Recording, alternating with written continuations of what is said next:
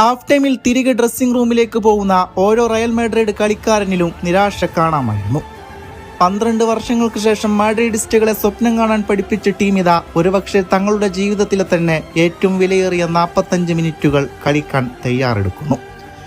രണ്ടാം പകുതിയിൽ ഈ അത്ലറ്റിക്കോ ടീമിൽ നിന്നും എന്ത് പ്രതീക്ഷിക്കാമെന്നത് നല്ല ബോധ്യമുണ്ടായിരുന്നു ആ 11 കളിക്കാർക്കും അവരുടെ കോച്ച് ആഞ്ചലോട്ടിക്കും. പൂർണ്ണ ഡിഫൻസീവ് സ്റ്റൈലിലേക്ക് മാറിയ അത്ലറ്റിക്കോയെ റയൽ പരീക്ഷിച്ചുകൊണ്ടേയിരുന്നു. പക്ഷേ എല്ലാ ശ്രമങ്ങളും ആ പ്രതിരോധ മതിലിൽ തട്ടി നിന്നു.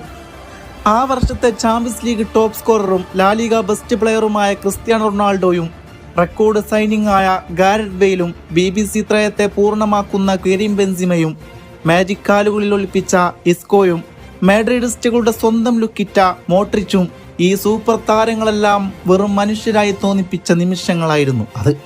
ചരിത്ര പ്രസിദ്ധമായ ലോസ് ബ്ലാങ്കോസ് റയലിന്റെ വെള്ളക്കുപ്പായക്കാർ ഉയരങ്ങളില്ലാതെ മുന്നേറ്റങ്ങൾ നടത്തിക്കൊണ്ടേയിരുന്നു.